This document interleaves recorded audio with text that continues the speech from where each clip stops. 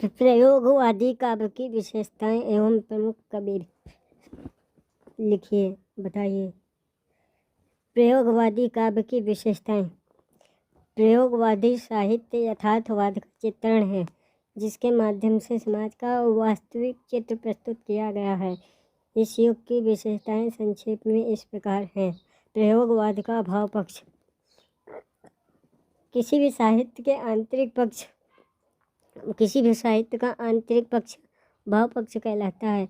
इसके अंतर्गत उस साहित्य के आंतरिक बिंदुओं का परीक्षण किया जाता है। प्रयोगवाद के भाव पक्ष के निम्न बिंदु हैं। प्रयोगवाद के भाव पक्ष के निम्न बिंदु हैं। पहला, व्यक्तिवाद। व्यक्तिवादिता छायावाद में भी थी, किंतु प्रयोगवाद में चरम सीमा पर है और इसका कारण विशिष्टीकरण की प्रक्रिया है।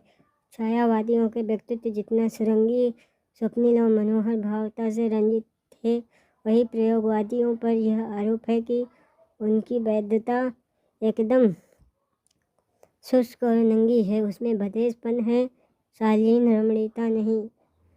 प्रयोगवादी कविता में दमित वासना की अभिव्यक्ति है। प्रयोगवादी कवियों ने व्यक्ति के एकांत महत्व पर विशेष बल दिया है। नदी के द्वीप कविता में अज्ञेय ने व्यक्ति और समाज के संबंधों पर विचार किया।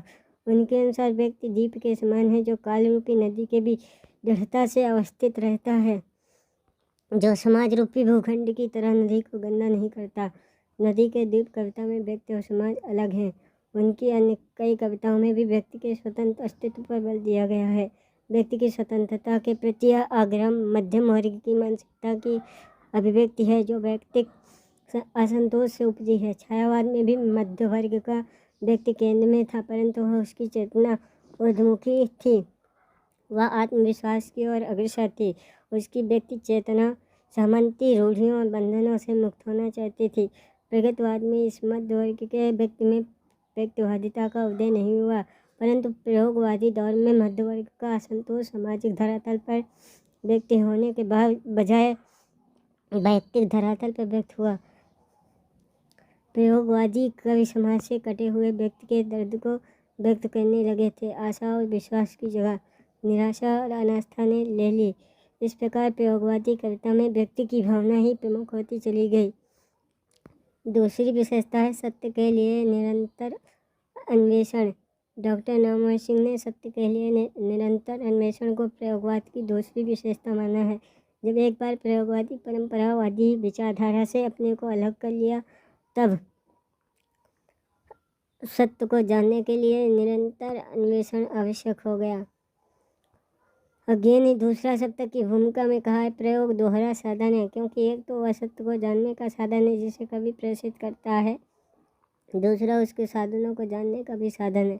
अर्थात प्रयोग द्वारा कवि अपने सत्य को अधिक अच्छी तरह से जान सकता है और अधिक अच्छी तरह अभिव्यक्त कर सकता है।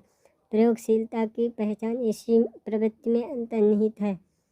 तीसरी विशेषता है यथार्थ दृष्टि। जीवन के यथार्थ को रंगीन, मोहक और भावमय रूप में दिखाने के बजाय प्रयोगवाद ने सहज और साधारण रूप में प्रस्तुत किया। यद्यपि प्रयोगवादी कवि की जीवन में अनुभूति बहुत सीमित थी, परंतु यह सीमित अनुभव यथार्थ परक रूप से ही व्यक्त हुआ है। चौथी विशेषता विचारधारा से मुक्ति। प्रयोगवादी कवियों का मानना था कि कोई भी भेदवाद या विचारधारा मनुष्य को सत्य तक नहीं पहुंचा सकते। राजनीतिक पक्षधरता को वे आवश्यक मानते थे। अज्ञेय के अनुसार हमारा जन्म लेना ही पक्षधर होना है। जीवन संघर्ष में किसी बाहरी सत्य, किसी वैज्ञानिक दर्शन की उपयोगिता को स्वीकार नहीं करते हैं।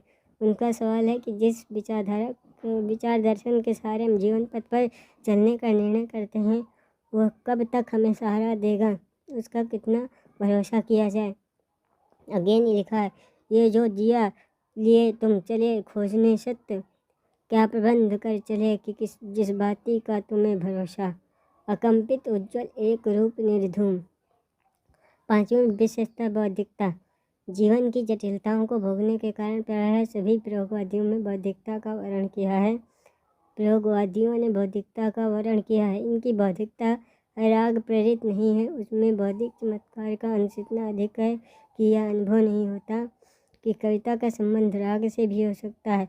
ये ठीक है कि युग बदल रहा था और बदलते युग में बुद्धि का प्रभाव बढ़ रहा था, किंतु वह इतना नहीं था कि कविता कविता न रहकर बौद्धिक व्यायाम हो जाए तथा उसका रूप ही कुरूप हो जाए। छठी विशेषता नारी चित्रण और प्रेम। प्रयोगवाद में नारी चित्रण और प्रेम का अलग अंदाज है। छायावादी और प्रयोगवादी कविता में नारी चित्रण की तुलना करते हुए डॉक्टर नामवर सिंह ने लिखा है, छायावादी कवि प्रकृति की मोहक पृष्ठभूमि अथवा सुंदर प्राकृतिक प्रतीकों के माध्यम से नारी की प्रतिमा, छाया प्रतिमा निर्मित करते हैं, किंतु प्रयोगवादी कवि ने यहाँ भी अप्सरामयी नारी को स्वर्ग स्थित गरिमा में पद से उभारते हुए सामान्य भावभूमि पर प्रतिष्ठित कर दिया।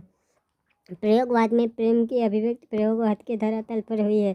ये अवश्य है कि प्रयोगवादी कविता में प्रेम भावुकतापूर्ण और लिचे रूप में व्यक्त नहीं हुआ, बल्कि बौद्धिक धरातल पर व्यक्त हुआ। उदाहरण के लिए हरी घास पर क्षण भर कविता में अज्ञेय प्रेम की अभिव्यक्त करते हुए सामाजिक वास्तविकता को नहीं बोलते। प्रेम की भावना का भी एक आयाम है। आयाम यह है कि व्यक्ति प्रेम में डूबकर सुध-बुध खोने के बजाय वह समाज के प्रति उदात्त और जीवन के प्रति अधिक संघर्षशील बने। गिरिजा कुमार माथुर की 33वां वर्षगांठ कविता में यही भावना व्यक्त हुई है। 7वीं विशेषता है प्रकृति चित्रण। प्रयोगवादी कवियों ने प्रकृति चित्रण में भी यथार्थवादी दृष्टि का परिचय दिया है।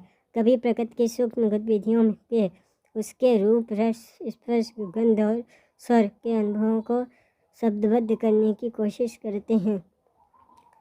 अज्ञेय, शमशेर बहादुर, गिरिजा कुमार माथुर आदि की कविताओं में हम प्रकृति के विभिन्न रूप देख सकते हैं। शमशेर बहादुर सिंह की उषा कविता का शब्द चित्र देखते ही बनता है।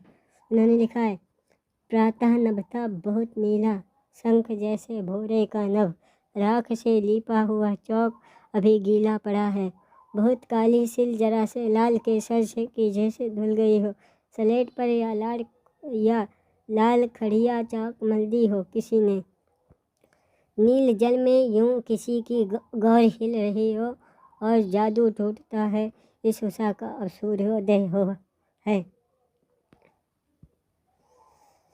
अगली हेडिंग है प्रयोगवाद का कला पक्ष। प्रयोगवादी कविता का भाव पक्ष तो अत्यंत सशक्त है, साथ ही इसका अभिव्यंजना पक्ष भी सशक्त है, जिसके अंतर्गत निम्नलिखित बिंदु प्रस्तुत है। पहला है काव्य भाषा। प्रयोगवादी काव्य की भाषा सर्वथा भिन्न है। छायावादी कविता की भाषा में कोमलता और सुकुमारता के गुण थे, तो प्रगतवादी कविता में पहली बार कविता की भाषा को बोलचाल के निकट लाने की कोशिश की गई। प्रयोगवाद में शब्द प्रयोग की ओर ध्यान दिया गया। डॉक्टर नामवर सिंह के अनुसार यद्यपि प्रयोगवादी कवियों की भाषा में आरंभ में दुरूहता और अनगढ़ अधिक था, परंतु बाद में भाषा अधिक सहज और सरल बनी। भाषा में गहनता और अलंकारिकता कम हुई। अज्ञेय की भाषा आरंभ में दुरूह और बौद्धिक अधिक थी, बाद में भाषा बोलचाल के नजदीक आई। गिरिजा कुमार माथुर की भाषा में गहनता तत्व अधिक रहा है। दूसरी विशेषता छंद और लय। कविता पहले छंद से मुक्त हुई, फिर तुक से, फिर लय की शब्द की लय से। अज्ञेय ने काव्य को चल माना।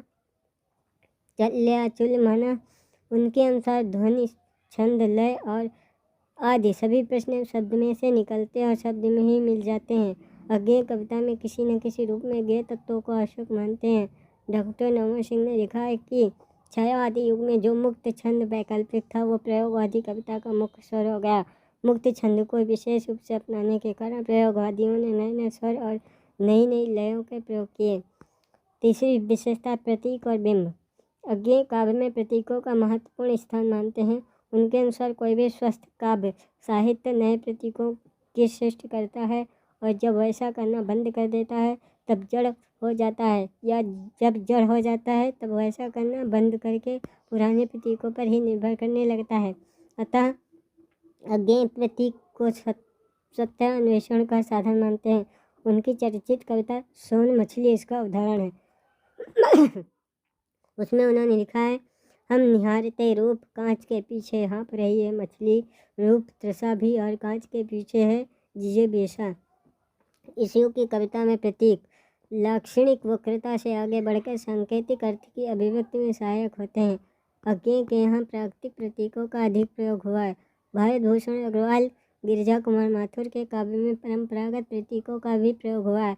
बिंब का संबंध भाषा की सृजनात्मक शक्ति से है तथा इसका निर्माण मनुष्य के इंद्रिय बोध का ही प्रतिफल है। शब्द और विचार के अमूर्त संकेतों के माध्यम से एक मूर्त चित्र निर्मित दृष्टि से अत्यंत समृद्ध होता है। अज्ञेय के यहाँ प्राकृतिक बिंब अधिक है, सामाजिक जीवन से लिए गए बिंब कम है। मुक्त बोध के यहाँ मानव स्थितियों से जुड़े बिंब अधिक हैं। अब प्रयोगवाद के प्रमुख कवियों के नाम देखिए।